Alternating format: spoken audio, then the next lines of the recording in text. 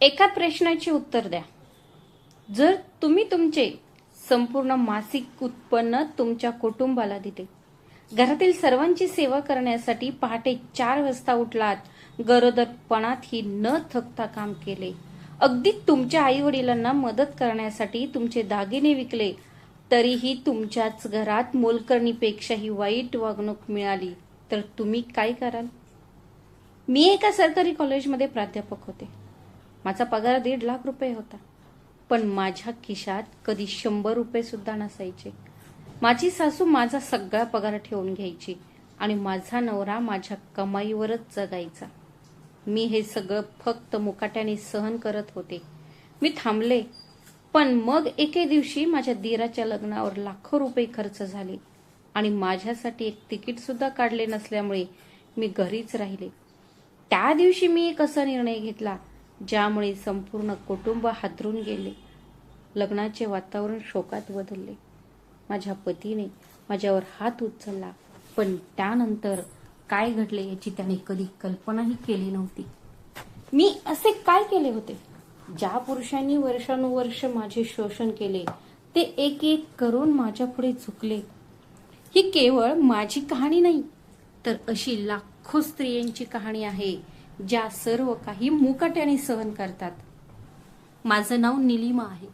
आज मी 50 वर्षांची होत आहे. जसजशी मी माझ्या भूतकाळाची पाने उलटते, तसतसं प्रत्येक पान माझं स्वतःचं मौन, माझे स्वतःचे त्याग आणि माझ्या स्वतःच्या चुका उलगडतं. पण तेव्हा मला शिकवले होते की एक चांगली मुलगी आणि सून तीच असते जी प्रश्न न विचारता सर्व काही सहन करते. लहानपणापासूनच मी एक हुशार विद्यार्थिनी होते. मला एक लहान भाऊ होता, पण माझ्या वडिलांनी आमच्यात कधीच भेदभाव केला नाही. जसे त्यांनी माझ्या भावाकडे लक्ष दिले, तसेच त्यांनी माझ्या शिक्षणाकडेही तितकेच लक्ष दिले जितके त्यांनी भावाच्या शिक्षणाकडे दिले. मी मुलगी असल्यामुळे तिला पुढे शिकवण्याची गरज नाही असा विचार त्यांनी कधीच केला नाही. मी सुद्धा त्यांच्या आशा कधीच खचू दिल्या नाहीत.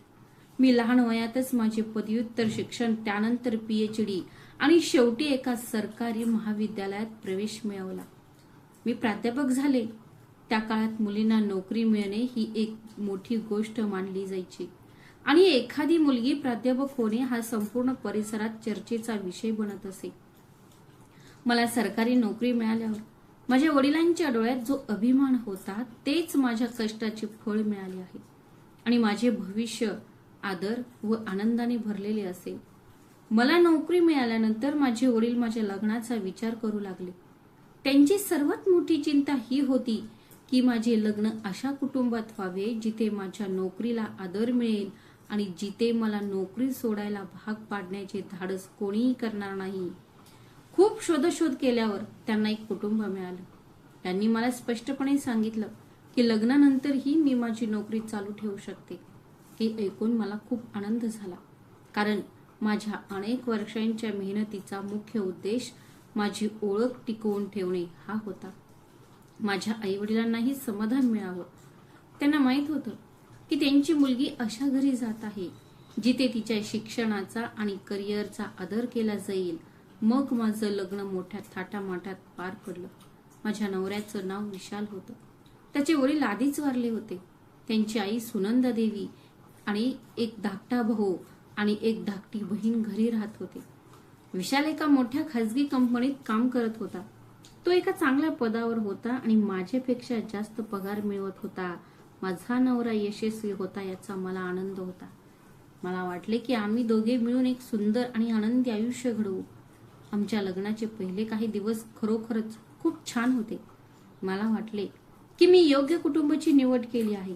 पण माझ्या लग्नानंतर बरोबर 1 महिन्याने जेव्हा माझा पहिला पगार आला, तेव्हा माझ्या आयुष्याने एक असे वळण घेतले ज्याची मी कधी कल्पनाही केली नव्हती. माझ्या सासूबाई सुनंदा देवी यांनी मला त्यांच्या खोलीत बोलावले आणि अत्यंत गंभीर आवाजात म्हणाल्या, आता तू या घराची सून आहेस. या घरावर तुझे हक्क आहेत आणि घरातील प्रत्येक जबाबदारी तुझी आहे. आता यातलं काहीही एकट्याचं नाही. तुझी कमाई या कुटुंबाची आहे. त्यामुळे तू दर महिन्याला तुझा संपूर्ण पगार माझ्याकडे सोपवशील. पैसे कुठे खर्च करायचे आणि कुठे वाचवायचे हे मी ठरवेन. विशाल सुद्धा त्याचा संपूर्ण पगार मला देतो. या घरात मी सर्वात मोठी आहे आणि मला घर चालवण्याचा अनुभव आहे. तुम्ही दोघे अजून लहान आहात. तुम्ही तुमचा वेळ वाया घालवाल आणि भविष्यासाठी काहीही वाचवू शकणार नाही. त्या क्षणी मला तिचे बोलणे पूर्णपणे चुकीचे वाटले नाही. मी हसून म्हटले, हो आई, तुमचं अगदी बरोबर आहे. शेवटी हे कुटुंबातलं माणसंच आहे. त्या दिवसापासून मी त्यांना एकही प्रश्न न विचारता दर महिन्याला माझा संपूर्ण पगार देऊ लागले. माझा विश्वास होता की ती हे कुटुंबाच्या भल्यासाठी करत आहे. सुरुवातीला मला काही वाटलं नाही, पण हळूहळू मला समजू लागलं की माझ्या कमाईवर कोणाचंही नियंत्रण नाही. माझ्याकडे कोणताही अधिकार उरला नव्हता. काही महिन्यातच घरातील जवळजवळ सर्व जबाबदाऱ्या माझ्या खांद्यावर टाकण्यात आल्या. माझी सकाळ पहाटे 4 वाजता सुरू व्हायची. आधी मी उठायचे, संपूर्ण कुटुंबासाठी नाश्ता, दुपारचे जेवण बनवायचे, दुपारच्या जेवणाची तयारी करायचे आणि मग पटकन कॉलेजसाठी तयार व्हायचे. मी निघून गेले. घरात केर काढायला आणि भांडी घासायला एक मोलकरीण आली, पण स्वयंपाकाची संपूर्ण जबाबदारी माझीच होती. माझी जाऊ माझ्यापेक्षा फक्त 2 वर्षांनी लहान होती. तिने मला सहज मदत केली असती, पण ती शिकत असल्याचे तिने स्पष्टपणे सांगितले होते. त्यामुळे घरात कोणीही मदत करणार नव्हते. ती कामात लक्ष घालत नसे. माझी सासू नेहमी तिचीच बाजू घ्यायची आणि म्हणायची, घरकाम ही सुनेची जबाबदारी आहे. आम्ही घर झाडण्यासाठी आणि पुसण्यासाठी मोलकरीण ठेवली आहे. हा तुझ्यावर खूप मोठा उपकार आहे. मी शांतपणे ऐकत असे. सकाळच्या धावपळीनंतर मी कॉलेजला पोहोचायचे. तिथे दिवसभर शिकवायचे आणि विद्यार्थ्यांची काळजी घ्यायचे. मी बैठकांना उपस्थित राहायचे आणि ऑफिसची अतिरिक्त कामे करायचे. संध्याकाळपर्यंत मी पूर्णपणे थकून जायचे, पण घरी पोहोचल्याबरोबर कोणीही माझ्यावर माया दाखवत नसे. जणू काही माझ्याकडूनच मोठी चूक झाली आहे अशा आविर्भावात सगळे माझ्या भोवती बसलेले असायचे. मी थकले होते किंवा मला पाणी हवं होतं. मी हात धुवून सरळ स्वयंपाकघरात जायचे. सगळ्यांसाठी चहा बनवायचे. हसत मुखाने त्यांच्या हातात कप द्यायचे आणि मग पुन्हा जेवण बनवण्याच्या कामाला लागायचे. माझा थकवा, माझ्या वेदना, माझं काम याची कोणालाच पर्वा नव्हती. ही सगळ्यात वेदनादायी गोष्ट होती. हे सगळं पाहून विशाल सुद्धा पूर्णपणे गप्प बसायचा. एके दिवशी मी त्याला म्हणाले, मी पण थोडी विश्रांती घ्यावी असं तुला नाही वाटत का? माझ्याकडे न पाहता तो म्हणाला, घराची जबाबदारी बाईची असते. तू काम करायचं की नाही तो तुझा निर्णय, पण घरकाम तुझं आहे. तुला ते करावंच लागेल. त्या दिवशी मला जाणवलं की या घरात मी एक पत्नी कमी आणि जबाबदाऱ्या पार पाडण्याचं एक साधन जास्त होते. अशी व्यक्ती जिच्या भावनांची कोणालाच पर्वा नव्हती. वेळ निघून गेली. लग्नाच्या सुमारे 2 वर्षांनी मी गरोदर राहिले. मला वाटलं की आता तरी माझे कुटुंबीय माझ्याकडे थोडे लक्ष देतील. आता माझे कुटुंबीय माझी थोडीशी काळजी घेतील. पण तसे काही घडले नाही. गरोदरपणात माझी दिनचर्या तशीच राहिली. पूर्वीप्रमाणेच मी पहाटे 4 वाजता उठायचे, सर्वांसाठी स्वयंपाक करायचे, कॉलेजला जायचे, दिवसभर काम करायचे आणि संध्याकाळी स्वयंपाकघराची जबाबदारी घेण्यासाठी परत यायचे. गेल्या महिन्यापर्यंत मी प्रत्येक जबाबदारी न चुकता पार पाडली. आज आराम करा, आम्ही बघू असा कोणीही कधीही म्हटलं नाही. माझी सासू अजूनही माझा पूर्ण पगार स्वतःकडे ठेवत असे. दररोज मला फक्त बसचं भाडं देण्यापुरतेच पैसे दिले जायचे.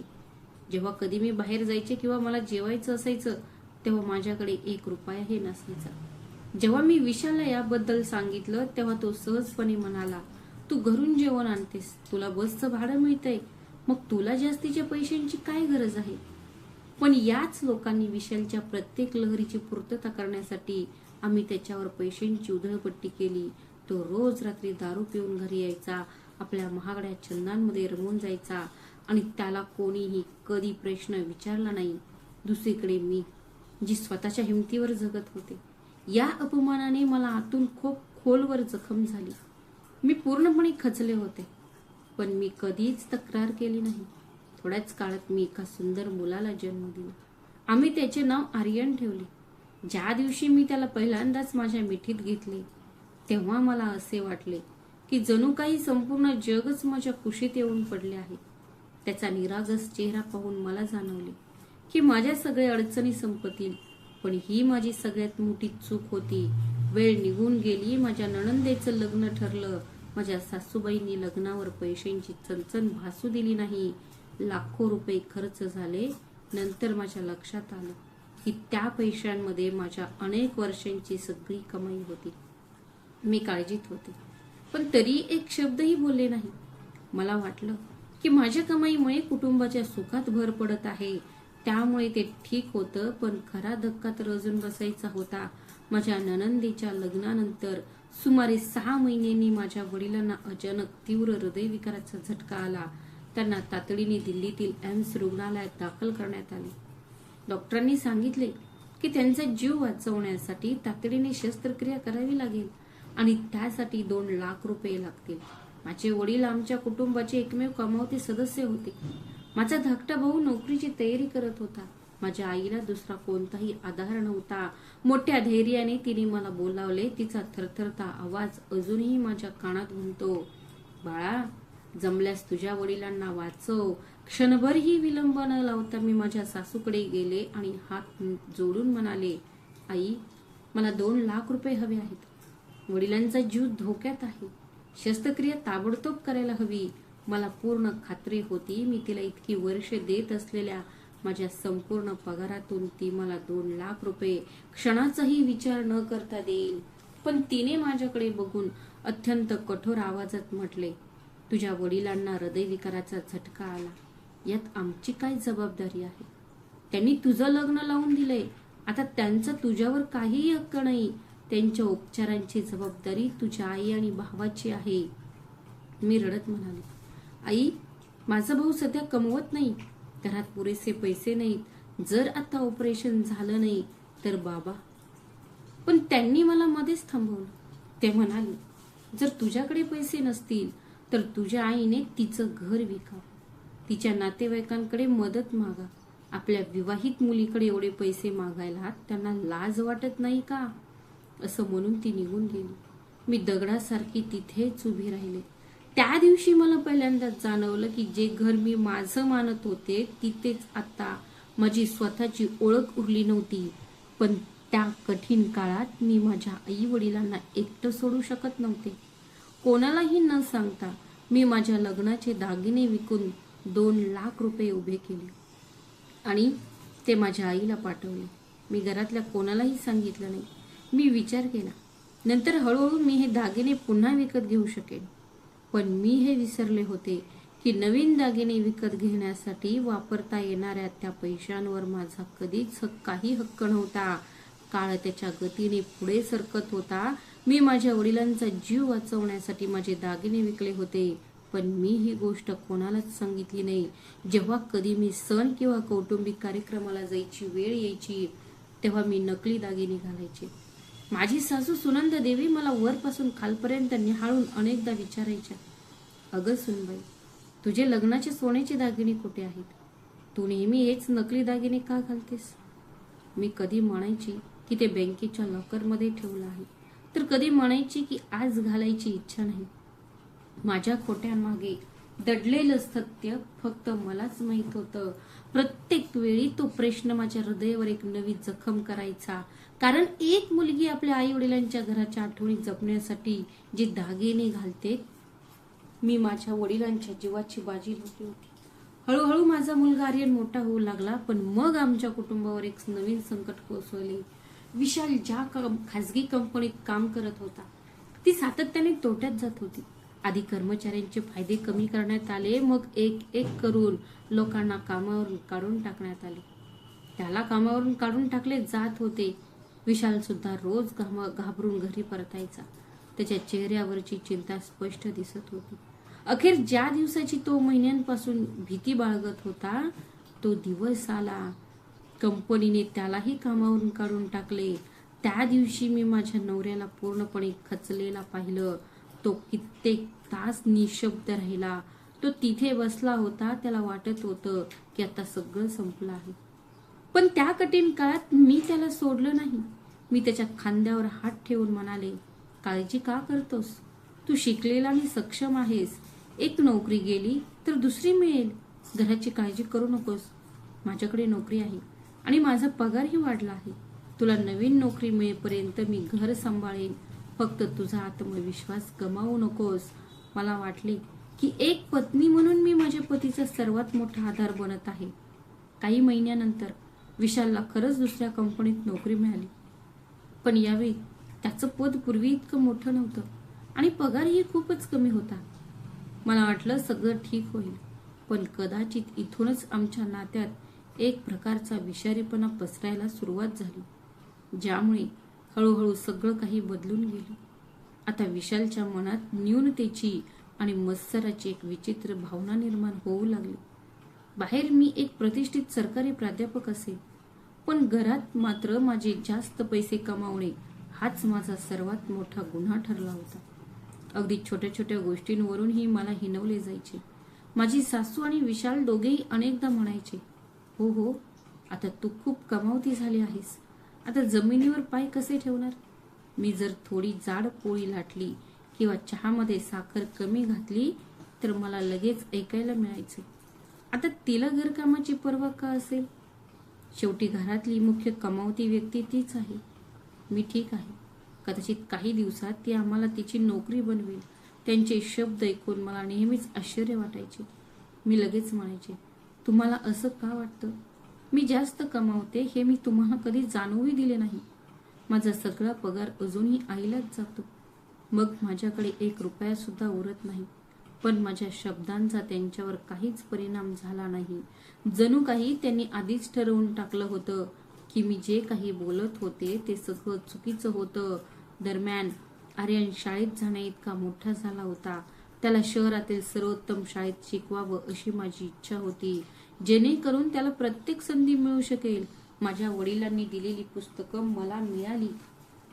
एके दिवशी मी माझ्या सासूबाईंना नम्रपणे म्हणाले, आई, आपण आर्यनला चांगल्या शाळेत घातलं तर त्याचं भविष्य उज्ज्वल असेल. पण क्षणाचाही विचार न करता त्या म्हणाल्या, बघ, विशालचं उत्पन्न पूर्वीसारखं राहिलं नाही. एवढ्या महागड्या शाळेचा खर्च आपल्याला ते परवडणार नाही. आपण त्याला नेहमीच्या शाळेत घालू. तुम्ही त्याबद्दल काळजी करू नका. मी गप्प राहिले. मला सर्वात जास्त दुःख या गोष्टीचं होतं की इतकी वर्ष माझे उत्पन्न ह्याच घरात येत होते. तरीही जेव्हा माझ्या मुलाच्या भविष्याचा प्रश्न आला तेव्हा माझ्या कमाईची कोणालाच पर्वा नाही असे वाटत होते. ते अस्तित्वातच नव्हतं. काही दिवसांनी तिने घरी आणखी एक निर्णय जाहीर केला. तिने मोलकरणीलाही कामावरून काढून टाकलं. मी घाबरून विचारलं, आई, तुम्ही मोलकरणीला का काढून टाकलंस. मी पण कॉलेजला जाते. ही सगळी कामं मी एकटी कशी सांभाळणार. ती अगदी निर्विकार आवाजात म्हणाली, ते तुला माहित आहेच की घराचं उत्पन्न पूर्वीसारखं राहिलं नाही. नोकर ठेवणे परवडत नाही. सकाळी लवकर उठ, घरातली सगळी कामं कर आणि मग कामावर जा, ही तुझी जबाबदारी आहे. जेव्हा मी विशालशी याबद्दल बोलले तेव्हा तोही तेच म्हणाला, आईचं अगदी बरोबर आहे. जेव्हा खर्च वाढतो, मोठं होताना तुला काही सुखसोयी सोडाव्या लागतील. हे ऐकून मला खूप वाईट वाटले. मी कोणत्या सुखसोयींचा आनंद घेत होते असा प्रश्न मला पडला. अगदी एक छोटी टिकली लावायची असली तरी मला आईला अनेक वेळा विचारावे लागायचे. माझ्या स्वतःच्या कमाईवर अवलंबून राहायला माझे कोणीही नव्हते. माझ्या कमाईवर माझे नियंत्रण नव्हते. तरीही मला उधळपट्टी करणारी आणि आळशी म्हटले जायचे. हळूहळू माझे आयुष्य अधिक कठीण होत गेले. आता मला पहाटे 4 वाजता उठावे लागायचे. संपूर्ण घर स्वच्छ करावे लागे, झाडू मारावा लागे आणि फरशी पुसावी लागे. सर्वांसाठी नाश्ता आणि रात्रीचे जेवण तयार करावे लागे आणि आर्यनला तयार करावे लागे. त्याला शाळेत पाठवणे, मग स्वतःला कॉलेजमध्ये जाणे, दिवसभर शिकवणे आणि संध्याकाळी परत येऊन स्वयंपाकघर सांभाळणे, रात्रीचे जेवण बनवणे, भांडी आवरणे आणि आर्यनला त्याच्या गृहपाठात मदत करणे ही माझी रोजची दिनचर्या बनली होती. रात्री झोपायला जाईपर्यंत माझे शरीर इतके थकून जायचे की मला कुशी बदलणेही शक्य नसायचे. माझ्यात विचार करण्याची सुद्धा ताकद उरली नव्हती. मला वाटत होतं की माझं आयुष्य म्हणजे फक्त जबाबदाऱ्याच आहेत. जणू माझी मनःशांती कुठेतरी हरवली आहे. मला दुसऱ्या शहरात नोकरी मिळाली. तिथे आनंदाचे वातावरण होते. प्रत्येक जण अभिमानाने प्रशंसा करत होता. पण त्यांनी स्पष्टपणे सांगितले की तू दुसऱ्या शहरात राहत असल्यामुळे स्वतःचा मोठा खर्च असतो, त्यामुळे तू कोणतीही आर्थिक मदत करू शकणार नाही. मला याचे आश्चर्य वाटले, कारण त्याच्या शिक्षणाचा मोठा भाग मीच पुरवला होता. त्याची कमाई पुरेशी होती, पण एकदा त्याला नोकरी लागल्यावर त्याने मागे वळून पाहिलीच नाही. मला आणखी आश्चर्य तेव्हा वाटले जेव्हा माझ्या सासूबाईंनी लगेच त्याच्याशी सहमती दर्शवली आणि म्हणाल्या, त्याचं अगदी बरोबर आहे, परदेशात राहायला हजारो रुपये लागतात, तो बिचारा किती बचत करणार. मी मनातल्या मनात विचार करत होते, पण आज माझ्या मुलाचा त्याच्या कमाईवर पूर्ण हक्क आहे. काही महिन्यानंतर माझा दीर घरी आला आणि त्याने मला सांगितले की त्याला त्याच्या कंपनीत काम करणाऱ्या एका सहकार्याशी लग्न करायचं आहे. तो म्हणाला की ते दोघे एकाच शहरात राहतात, सोपं होईल. हे ऐकून माझ्या सासूबाईंना खूप आनंद झाला. त्यांनी कोणताही आक्षेप न घेता लगेचच या नात्याला होकार दिला. त्या दिवशी मी स्वतःच विचार करत राहिले की कदाचित या घराचे नियम आणि हक्क सुद्धा माणसानुसार बदलतात. काहींना स्वातंत्र्य असते तर काहींवर फक्त जबाबदाऱ्या असतात. माझ्या धीराचे लग्न जवळजवळ ठरले होते. मुलीच्या कुटुंबाची फक्त एकच अट होती, लग्न त्याच शहरात व्हायला हवे जिथे ते दोघे काम करत होते, जेणेकरून प्रवासात आणि पाहुण्यांच्या व्यवस्थेत काही अडचणी येणार नाहीत. नाही, आम्ही सर्वांनी त्याची अट आनंदाने स्वीकारली. असे ठरले की लग्नाचा निम्मा खर्च मुलीचे कुटुंब आणि निम्मा खर्च मुलाचे कुटुंब उचलेल. बघता बघता लग्नाची तयारी जोरात सुरू झाली. हॉटेल्स बुक झाली, खानपान निश्चित झाले, सजावट, संगीत, पाहुण्यांची राहण्याची सोय, कपडे, भेटवस्तू आणि इतर सर्व लहान मोठ्या तयारी जोरात सुरू होते. घर उत्साहाने भरले होते. प्रत्येकाचे चेहरे आनंदाने उजळले होते. पण त्या आनंदाची खरी किंमत कोण मोजत आहे हे फक्त मलाच माहित होते. लग्नावर झालेला खर्च झालेला जवळजवळ प्रत्येक पैसा माझ्या वर्षानुवर्ष कष्टाने कमावलेल्या बचतीतून आला होता. माझा पगार माझ्या नकळत खर्च होत होता, पण त्या पैशांचा हिशोब मागण्याचा मला कधीच हक्क नव्हता. मला फक्त एवढंच माहित होतं की दर महिन्यांप्रमाणे माझी कमाई दुसऱ्या कोणाच्या तरी निर्णयावर खर्च होत होती.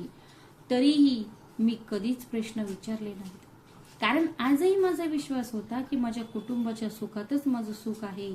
लग्नाला फक्त 3 दिवस उरले होते. आम्हा सर्वांना पुण्याला निघायचं होतं. नेहमीप्रमाणे सगळी जबाबदारी माझ्या खांद्यावर आली. मी सगळ्यांचे कपडे इस्त्री केले, त्यांची औषधे जागेवर ठेवली आणि तिकीट व ओळखपत्रांसारख्या गरजेच्या वस्तू पॅक केल्या. आईने स्पष्टपणे सांगितले होते की प्रत्येकाने वेगवेगळ्या बॅगा तयार ठेवाव्यात, जेणेकरून कोणालाही काही अडचण येणार नाही. मी तिचे, विशालचे, माझ्या दीराचे, माझे आणि आर्यनचे सामान वेगवेगळे व्यवस्थित भरले. कोणाचेही काही हरवू नये याची मला खात्री करण्यासाठी मी रात्रभर जागले. मी ते चुकवणार नाही याची काळजी घेणार होते.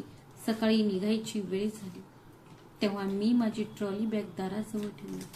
मी विचार करत होते, आता आपण सगळे एकत्र लग्नाला जाऊ. अचानक माझे दीर माझ्याकडे आले आणि संकोचत म्हणाले, वहिनी, एक छोटी अडचण आहे. मला फक्त 3च तिकीट मिळाली, त्यामुळे फक्त मी, माझा भाऊ आणि आईच जाऊ शकतो. तुझ्यासाठी तिकीट मिळू शकलं नाही. एक काम कर, आर्यनला घेऊन तू घरीच थांब. तसंही घर पूर्णपणे रिकामच असणार आहे. जर चोरी झाली तर खूप मोठं नुकसान होईल, त्यामुळे तुम्ही दोघे इथेच थांबलात तर बरं होईल. हे ऐकताच जणू माझ्या कानांनी ऐकणंच थांबवलं. क्षणभर मला वाटलं की कदाचित माझंच काहीतरी चुकलं असावं. मी निशब्दपणे त्याच्याकडे पाहत उभे होते, ज्या लग्नासाठी मी प्रत्येक तयारीमध्ये सर्वतोपरी प्रयत्न केले होते, ज्याची प्रत्येक सजावट, प्रत्येक बुकिंग, प्रत्येक पेमेंट माझ्या कमाईतूनच केलं गेलं. त्या लग्नाला उपस्थित राहण्यासाठी माझ्याकडे तिकीट सुद्धा नव्हतं. पहिल्यांदाच मी माझं मौन तोडलं. मग मी अगदी शांत आवाजात म्हणाले, भाऊजी, जर तुम्हाला बिझनेस क्लासचं तिकीट मिळू शकलं नाही तर माझ्यासाठी इकॉनॉमी क्लासचं तिकीट तरी काढू शकलं नसतंस का? माझं बोलणं पूर्णही झालं नव्हतं. तेवढ्यात माझी सासू रागाने माझ्याकडे वळून म्हणाली, तू खूप जास्त बोलते आहेस. आपण जर इकॉनॉमी क्लासने प्रवास केला असता तर त्या मुलीच्या कुटुंबियांच्या नजरेत आपला काय मान उरला असता? लोक काय विचार करतील की आपण इतके गरीब आहोत की आपल्याला बिझनेस क्लासचं तिकीट सुद्धा परवडत नाही. जास्त शहाणपणा करू नकोस. घर रिकामं असेल, चोरी झाली तर जबाबदारी कोण घेणार? आणि तिथे आर्यनची काळजी वाटणारच आहे. म्हणून इथे शांत राहा आणि घराची काळजी घे, असं म्हणून त्यांनी माझ्याकडे पुन्हा बघायची तसदीही घेतली नाही. विशालने माझ्याकडे एकदाही पाहिले नाही. माझी बाजू घेण्याऐवजी तो असं म्हणाला, माझी बायको आमच्यासोबत येणार आहे याचा त्याने साधा उल्लेखही केला नाही. पुढच्याच क्षणी ते तिघेही आपलं सामान घेऊन निघून गेले. मी दारात उभी राहून त्यांना जाताना पाहत होते. माझ्या हातातली ट्रॉली बॅग हळूहळू जमिनीवर टेकली. दार बंद झालं आणि संपूर्ण घरात शांतता पसरली. पण ती शांतता त्या दिवशी पहिल्यांदाच माझ्या आत काहीतरी कायमचं तुटल्यासारखं मला जाणवलं. मी तिथे काही मिनिट उभा राहिले, मग हळूच जाऊन सोफ्यावर बसले. गेल्या काही वर्षाचं माझं संपूर्ण आयुष्य माझ्या डोळ्यांसमोरून तरळून गेलं. मी पहाटे 4 वाजता उठले, घरात इकडे तिकडे फिरले, स्वयंपाक करणं, कॉलेजला जाणं, तिथे दिवसभर शिकवणं, परत येऊन पुन्हा घरकाम करणं, एकही प्रश्न न विचारता माझा पूर्ण पगार आईच्या हवाली करणं, गरोदरपणातही न थकता काम करणं, वडिलांचा जीव वाचवण्यासाठी माझी दागिने विकणं, माझ्या मुलाचा जीव वाचवण्यासाठी चांगल्या शिक्षणाबद्दल बोलणं आणि प्रत्येक वेळी माझा आवाज दाबला जाणं, हे सगळं माझ्या डोळ्या देखत एका मागून एक घडत होतं. तेव्हाच मी स्वतःला पहिल्यांदा एक प्रश्न विचारला, या घरात माझी ओळख काय आहे? मी बराच काळ ते शोधण्याचा प्रयत्न केला, पण प्रत्येक वेळी मला फक्त एकच उत्तर मिळालं, काहीच नाही. मी या घरात सून नव्हते, मी पत्नी नव्हते, मी कुटुंबाचा भाग सुद्धा नव्हते. मी फक्त एक स्त्री होते जी पैसे कमवायची, स्वयंपाक करायची, सर्वांची सेवा करायची आणि त्या बदल्यात अपमान सहन करायची. या घरात माझी अवस्था एका बिना पगारी नोकरासारखी झाली होती. माझं स्वतःचं असं कोणीच नव्हतं. इच्छा नव्हती, आदर नव्हता, हक्क नव्हते. त्या दिवशी पहिल्यांदाच मला स्वतःवर राग आला. मी विचार करत राहिले, इतकी वर्ष मी हे माझ्यासोबत का घडू दिली? आज जरी माझा मृत्यू झाला तरी त्याने कोणाच्या आयुष्यात खरंच काही फरक पडेल का? कदाचित नाही. त्याच क्षणी माझ्या लक्षात आलं की माझ्या आतली ती स्त्री जी अपमानात ही हसायची, जी प्रत्येक गोष्टीला हो आई म्हणायची, जी स्वतःच्या सुखापेक्षा इतरांच्या सुखाला प्राधान्य द्यायची, ती स्त्री त्याच दिवशी मरण पावली. तिच्या जागी एका नव्या निलिमाचा जन्म होत होता. एक अशी निलिमा जी पहिल्यांदाच माझ्या आत्मसन्मानाचे महत्व कळत होते. मी शांतपणे उठले, माझी ट्रॉली बॅग परत खोलीत ठेवली, आर्यनला खाऊ घातले आणि त्याला झोपवले. त्यानंतर मी कित्येक तास एकटीच बसून विचार करत होते. मला माहित होते की जर मी आता निर्णय घेतला नाही तर कदाचित माझे उरलेले आयुष्य असेच जाईल. मला एक असे पाऊल उचलायचे होते जे माझे संपूर्ण भविष्य काळातील आयुष्य बदलणार होते. दुसऱ्या दिवशी सकाळी मी आर्यनला सोबत घेऊन बँकेत गेले. बँकेचे कर्मचारी मला चांगले ओळखत होते. कोणताही विचार न करता मी माझी सर्व एटीएम आणि क्रेडिट कार्ड तात्काळ बंद करण्यासाठी अर्ज केला. ती सर्व कार्ड माझ्या नावावर होती, पण वर्षानुवर्ष माझे सासू आणि विशाल ती वापरत होते. माझे कष्टाचे पैसे माझ्या नावावर होते, पण त्यावर दुसऱ्या कोणाचा तरी हक्क होता. त्या दिवशी पहिल्यांदाच मी तो ताबा परत मिळवला. बँकेतून बाहेर पडताना माझं हृदय धडधडत होतं. ते खूप तीव्र होतं, पण इतक्या वर्षानंतर मला माझ्या अंतर्मनात एक विलक्षण शांतता जाणवली. मला माहित होतं की त्याला अजून काहीच कल्पना नव्हती. तो आरामात पुण्यात पोहोचला असेल, एखाद्या हॉटेलमध्ये स्थिरावला असेल आणि लग्नाच्या तयारीत व्यस्त असेल. त्याला परत यायला किमान 3 दिवस लागतील आणि मी मनातल्या मनात ठरवलं होतं की हे 3 दिवस माझ्या नव्या आयुष्याची सुरुवात असतील. मी दुसऱ्यांच्या निर्णयावर अवलंबून न राहता माझ्या स्वाभिमानाने जगायचं ठरवलं होतं. त्या दिवशी माझा फोन पूर्णपणे शांत होता. कदाचित ते पुण्यात पोहोचले असतील, कदाचित त्यांनी हॉटेलमध्ये चेक इन केलं असेल, तो नातेवाईकांकडे गेला असणार, लग्नाच्या तयारीत व्यस्त असणार. मी या सगळ्यांचाच विचार करत राहिले, पण मला आता पूर्वीसारखी अस्वस्थता जाणवत नव्हती. कित्येक वर्षात पहिल्यांदाच मी माझ्या अंतरात्म्याचा आवाज ऐकला होता आणि त्याच्या बाजूने उभी राहिली होती. दुसऱ्या दिवशी सकाळी साधारण 10च्या सुमारास माझा मोबाईल फोन सतत वाजू लागला. स्क्रीनवर विशालचं नाव वारंवार झळकत होतं. पहिल्यांदा मी कॉल वाजू दिला, दुसऱ्यांदा उचलला नाही, पण तिसऱ्यांदा उचलला. पलीकडून विशालचा घाबरलेला आवाज आला. निलिमा, कार्ड का चालत नाहीत? आम्ही हॉटेलचं बिल भरायला आलो होतो, पण पेमेंट होत नाहीये. मला अजून लग्नासाठी फळं, मिठाई आणि इतर काही गरजेच्या वस्तू खरेदी करायच्या आहेत. मी बऱ्याच ठिकाणी प्रयत्न केला, पण सगळीकडे माझी कार्ड स्वीकारली जात नाहीये. काय झालं? तू काही केलंस का? पहिल्यांदाच त्याच्या आवाजात घबराट होती, पण ती माझ्याबद्दलची काळजी नव्हती, फक्त पैशांची चिंता होती. मी काही क्षण गप्प राहिले आणि मग म्हणाले, मी शांतपणे म्हणाले, लग्नात जर माझी गरज नव्हती तर आता माझ्या कार्ड्सची काय गरज आहे? तुम्ही सगळे एकत्र आहात, जे काही करायचं आहे ते करा, असं म्हणून त्यांचं न ऐकताच मी फोन ठेवून दिला. कदाचित त्याला माझ्याकडून अशा वागणुकीची अपेक्षा नव्हती. इतकी वर्ष पहिल्यांदाच बोलत असताना मी त्याला मध्येच थांबवले. त्यानंतर दिवसभर माझा फोन सतत वाजत राहिला. कधी विशालचा, कधी माझ्या सासूचा, कधी एखाद्या नातेवाईकाचा, पण मी एकही फोन उचलला नाही. मी माझा फोन सायलेंटवर ठेवून बाजूला ठेवला. मला माहित होतं की ते माझ्यावर आरोप करणार आहेत. माझ्यावर आरोप केले गेले, मला धमक्या दिल्या गेल्या आणि मला दोषी ठरवण्याचा प्रयत्न केला गेला. पण आत्ता मी ठरवले होते की फोनवर काहीही होणार नाही. जर मला उत्तर द्यावे लागले तर मी समोरासमोर देईन. पुढचे 2 दिवस हेच चालू राहिले. मला शेकडो कॉल्स आले, अगणित मेसेजेस आले, पण मी कोणालाही उत्तर दिले नाही.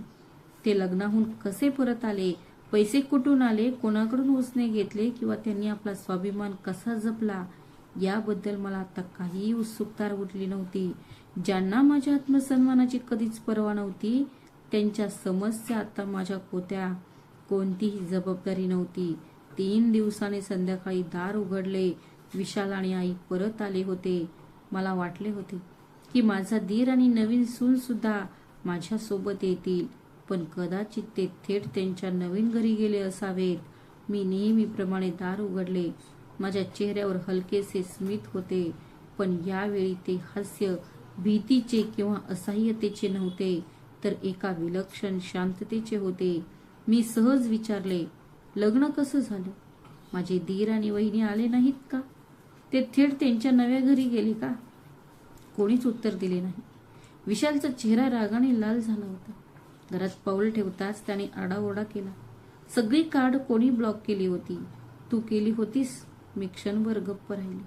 मग जवळजवळ किंचाळताच माझी सासू म्हणाली, दुसरं कोण करणार? आम्हाला लग्नाला न नेल्याचा ती सूड घेत आहे. मला वाटलं होतं की ती खूप सरळमार्गी आहे, पण ती सापासारखी निघाली. सगळ्या समाजासमोरच त्यांनी माझी नाक कापली. त्या मुलीच्या कुटुंबियांसमोर आमचा खूप अपमान झाला. हॉटेलचं बिल भरायला सुद्धा आमच्याकडे पैसे नव्हते. आम्हाला नातेवाईकांकडून उसने घ्यावे लागले. एवढे प्रतिष्ठित लोक असूनही कार्ड का चालत नाहीत असे सगळे विचारत होते. या राणीला वाटलं असावं की जर तिने कार्ड बंद केले तर आमचं काम ठप्प होईल, पण तिची हिंमत बघा. तिने आम्हाला न सांगता न विचारता एवढे मोठे निर्णय घेतले. मी अजूनही तिथे शांत उभी होते. विशालने पुन्हा एकदा रागाने विचारले, मी तुला विचारतोय, तोंड बंद झालं का? त्यावेळी त्याच्या डोळ्यात बघून मी अगदी स्पष्ट आवाजात म्हणाले, हो झालं. ती कार्ड माझ्या नावावर होती. मी त्या पैशांसाठी खूप मेहनत केली होती. त्यावर माझा पहिला हक्क होता. ज्या लग्नाला मला उपस्थित राहण्याची परवानगी नव्हती, त्यावर मी माझी सगळी कमाई का वाया घालू? जे कुटुंब मला फक्त एक घरकाम करणारी म्हणून पाहत होते, त्यांच्या खर्चाची जबाबदारी ती माझी का असावी? माझं वाक्य पूर्ण होण्याआधीच विशालचा चेहरा अधिकच संतापला. पुढच्याच क्षणी त्याचा संयम सुटला. त्याने माझ्या गालावर एक जोरदार चापट लगावली. तो आवाज खोलीभर घुमला. मी अडखळले आणि सोफ्यावर मागे पडले. काही क्षणांसाठी संपूर्ण घरात शांतता पसरली.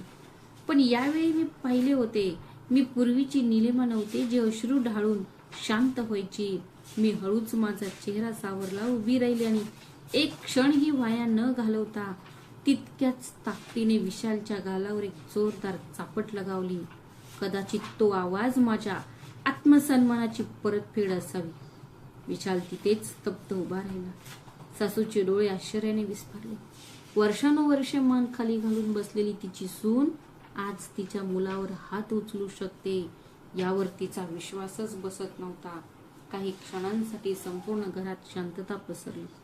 मग सासू मोठ्याने ओरडू लागली, अरे देवा, ही कसली बाई आहे? ही नवऱ्यावर हात उचलते. जेव्हा एखाद्या स्त्रीला गरजेपेक्षा जास्त शिकवून कामावर पाठवले जाते तेव्हा असेच घडते.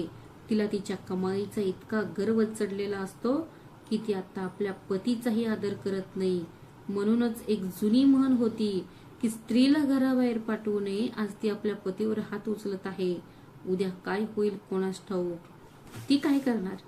मी तिला आजच कामावरून काढून टाकीन आणि घरात कोंडून नोकर बनवीन. इतकी वर्ष मी त्यांचं सगळं बोलणं मुकाट्याने ऐकत आले होते, पण त्या दिवशी माझ्या संयमाची मर्यादा संपली होती.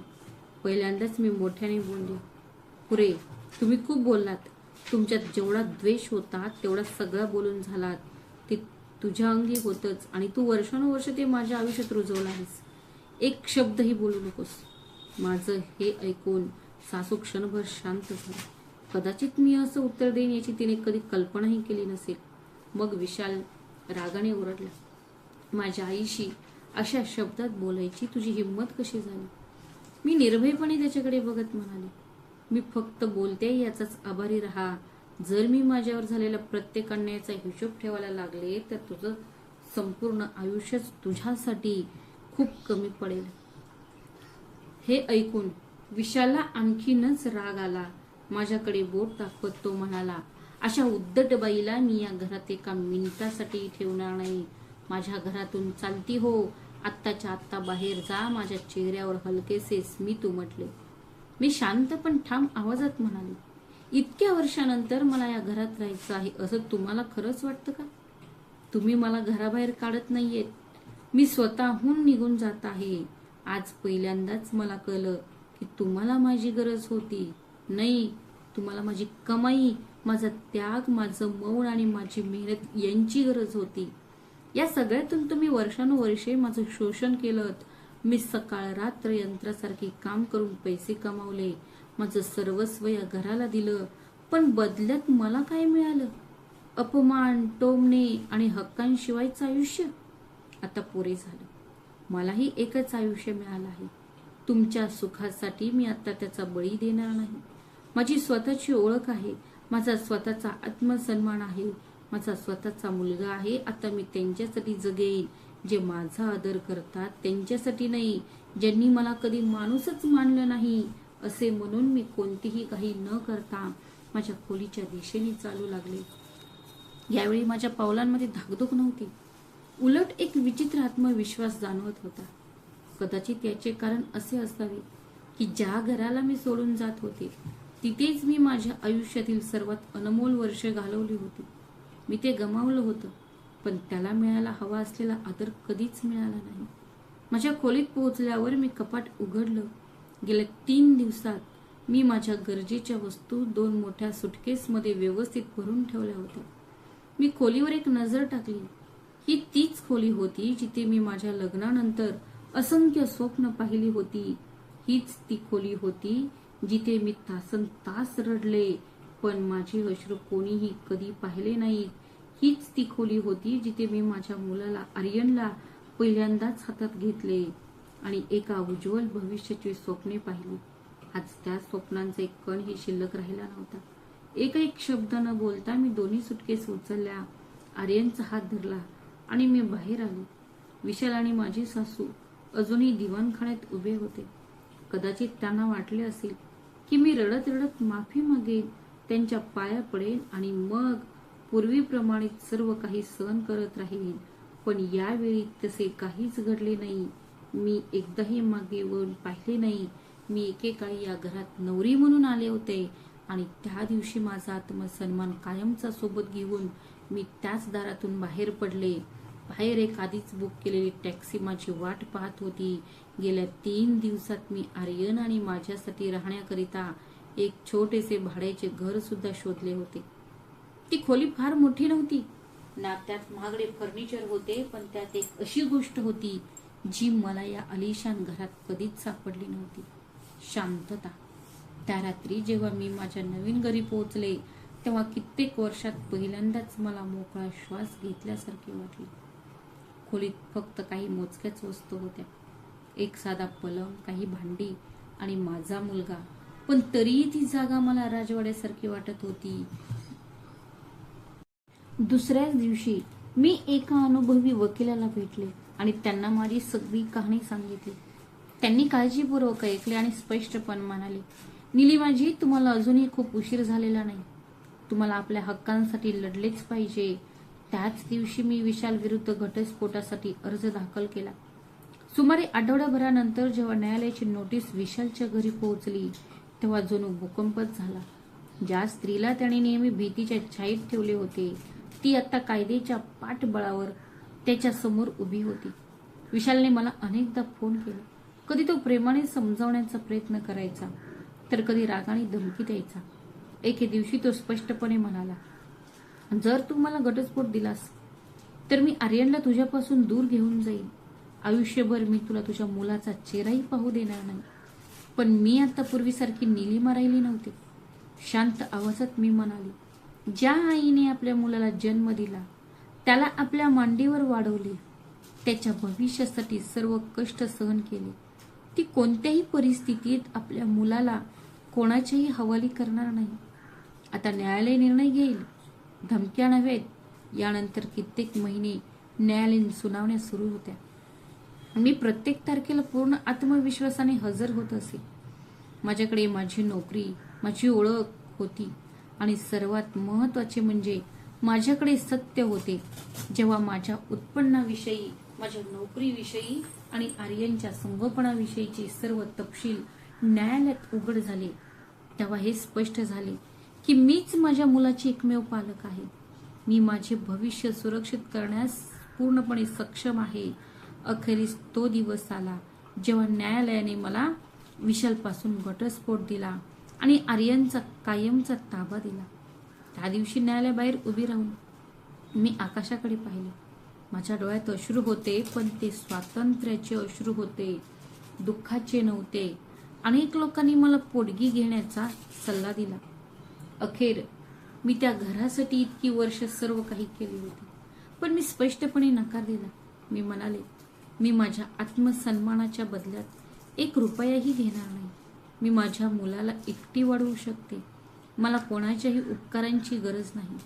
कोर्टातून बाहेर पडताना मला पहिल्यांदाच जाणवले की मला माझे आयुष्य खऱ्या अर्थाने परत मिळाले आहे. त्यानंतर मी माझ्या आयुष्यातील प्रत्येक क्षण माझ्या मुलाला आणि माझ्या कामाला समर्पित केला. अगदी पुढच्याच वर्षी मी आर्यनला शहरातील सर्वोत्तम शाळेत दाखल केले. आपल्याला त्याला इतक्या महागड्या शाळेत पाठवणं परवडणार नाही असं म्हणून माझ्या सासूबाईंनी जे स्वप्न एकदा चिरडून टाकलं होतं ते मी एकटीनेच पूर्ण केलं. मी सकाळी कॉलेजला जायचे, संध्याकाळी परत यायचे आणि आर्यनला स्वतः शिकवायचे. प्रत्येक स्वप्न, मग ते मोठं असो वा छोटं, मी माझं स्वतःचं बनवलं. त्याच दरम्यान मी माझ्या आई वडिलांना नियमितपणे भेटायला जाऊ लागले. कित्येक वर्षे मी त्यांना मदत करू शकले नव्हते कारण मी अशा परिस्थितीत अडकले होते जिथे मला माझ्या इच्छेनुसार 1 रुपया सुद्धा खर्च करता येत नव्हता. आता जेव्हा कधी आई किंवा बाबांना माझी गरज लागायची तेव्हा मी कोणाच्याही परवानगीशिवाय त्यांना मदत करायची. मी तिच्यापर्यंत पोहोचायचे, तिला डॉक्टरकडे घेऊन जाणे असो, तिचे औषध आणणे असो किंवा नुसतेच तिच्यासोबत बसून वेळ घालवणे असो. एक मुलगी म्हणून मी खूप पूर्वीच करायला हवे होते ते सर्व मी आत्ता करू शकत होते. जेव्हा जेव्हा मी माझ्या आईच्या डोळ्यातील समाधान पाहायचे तेव्हा मला वाटायचे की कदाचित देवाने मला माझे नातेसंबंध पुन्हा जुळवण्यासाठी ही दुसरी संधी मिळाली आहे. वेळ खूप हळू गेला. 10 वर्ष कशी निघून गेली कळलंच नाही. आता मागे येऊन पाहताना माझा विश्वासच बसत नाही की एकेकाळी मी तीच निलिमा होते जिचे स्वतःच्या पैशांवर नियंत्रण नव्हते, जी स्वतःच्या इच्छेवरही नियंत्रण ठेवू शकत नव्हती. मला 1 कप चहा पिण्याचेही स्वातंत्र्य नव्हते आणि रोजचे अपमान सहन करूनही कोण हसत राहणार. आज माझा मुलगा आर्यन एका नामांकित वैद्यकीय महाविद्यालयात डॉक्टर होण्यासाठी शिक्षण घेत आहे. जेव्हा मी त्याला पांढरा कोट घातलेला पाहते तेव्हा मला वाटते की माझ्या सर्व कष्टांना यश आले आहे. दुसरीकडे माझं आयुष्य पूर्णपणे बदलून गेलं आहे. मी आता केवळ एका सरकारी महाविद्यालयात प्राध्यापक नाही, तर त्याच महाविद्यालयात प्राचार्यही झाले आहे.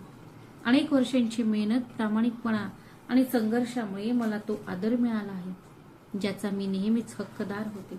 मी माझ्या कष्टाच्या पैशाने एक सुंदर घर सुद्धा बांधले आहे. हो, घर फार मोठं नाही, पण कानाकोपऱ्यात शांतता पसरलेली आहे. कोणी आवाज चढवत नाही, कोणी टोचून बोलत नाही, कोणी माझे हक्क हिरावून घेत नाही. सर्वात महत्वाचं म्हणजे त्या घरात माझी ओळख केवळ कोणाची तरी सून किंवा पत्नी म्हणून नाही, तर निलिमा म्हणून आहे. माझे आई वडील काही दिवस माझ्याकडे राहायला येतात. ते आता खूप म्हातारे झाले आहेत. जेव्हा मी त्यांचे थरथरते हात हातात घेते, त्यांना वेळेवर औषध देते आणि स्वतःच्या हाताने त्यांना खाऊ घालते, तेव्हा माझ्या हृदयात कुठेतरी एक गहन शांती जाणवते. मी अनेकदा विचार करते, माझ्या लक्षात आले आहे की जर मी त्या घरातच राहिले असते तर मला माझ्या आई वडिलांची सेवा करण्याचे सौभाग्य कधीच लाभले नसते. आज माझ्या मनात कोणाबद्दलही द्वेष नाही, कारण मला पुढेही उमगले आहे की द्वेष माणसाला पुढे जाण्यापासून रोखतो. पण मी हेही शिकले आहे की जिथे आदर नाकारला जातो तिथे राहणे हा तुमच्या आत्मसन्मानाचा अपमान आहे. कुटुंब म्हणजे केवळ एकाच छताखाली राहणारी माणसे नव्हेत. कुटुंब म्हणजे अशी जागा जिथे तुमचा आदर केला जातो, तुमच्या भावनांना महत्त्व दिले जाते, तुमचे त्याग समजून घेतले जातात आणि तुमच्या आनंदालाही तितकेच महत्त्व दिले जाते. इतरांप्रमाणे ज्या घराला मी वर्षानुवर्ष माझे कुटुंब मानत होते त्याने माझा फक्त वापर केला, पण ज्या दिवशी मला माझी स्वतःची किंमत कळली तोच दिवस माझ्या खऱ्या आयुष्याची सुरुवात होती. म्हणून आज जर कोणी मला विचारले की माझा सर्वात मोठा विजय कोणता आहे, तर मी हेच सांगेन, माझा सर्वात मोठा विजय घटस्फोट घेणे, मुख्याधिकारी बनणे किंवा स्वतःचे घर घेणे हा सर्वात माझा मोठा विजय नव्हता. माझा सर्वात मोठा विजय तो दिवस होता जेव्हा मी आरशातील त्या स्त्रीला ओळखले जी अखेरीस स्वतःला म्हणायला शिकली होती, सन्मानाने जगण्याचा हक्क मलाही आहे.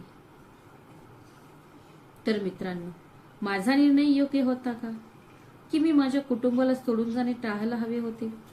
कृपया तुमचे विचार कमेंट्समध्ये सांगा. जर तुम्हाला कथा आवडली असेल तर व्हिडिओला लाईक करा, शेअर करा आणि आमच्या चॅनलला सबस्क्राईब करायला विसरू नका. भेटूया अशाच आणखी एका नवीन कथेत.